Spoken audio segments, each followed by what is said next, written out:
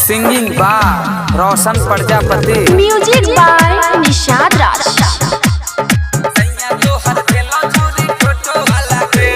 घुमैले रहो तोरा छौरी भेलौ हालागे, घुमैले रहो तोरा छौरी भेलौ हालागे, सैया तोहर भेलो छौरी टोटो वाला गे, सैया तोहर भेलो छौरी टोटो वाला गे।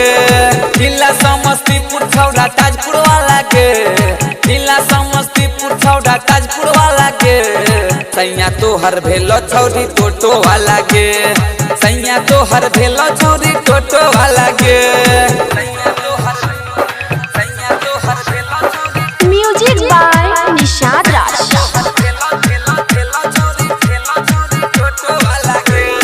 जादू कोन चलैले छौरा पैट गेलौगे, चुम्मा चाटी करे में न लेट भेलौगे।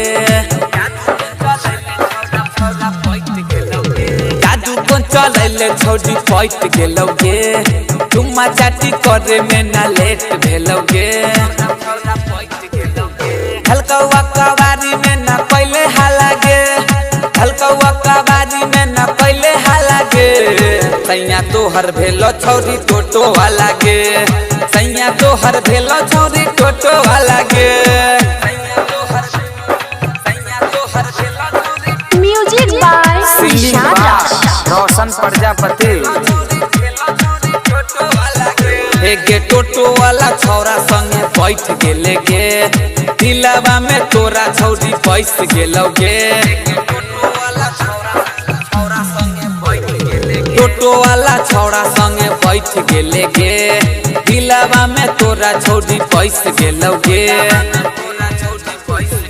भैया तोहर बन गेलौ ओकर साला गे, भैया तोहर बन गेलौ ओकर साला गे, सैया तोहर भेलो छौरी टोटो वाला गे, सैया तोहर भेलो छौरी टोटो वाला गे।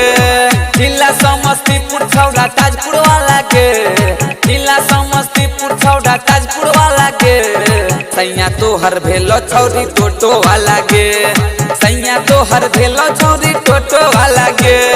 Ambedkar digital recording studio, Chandauli हाट।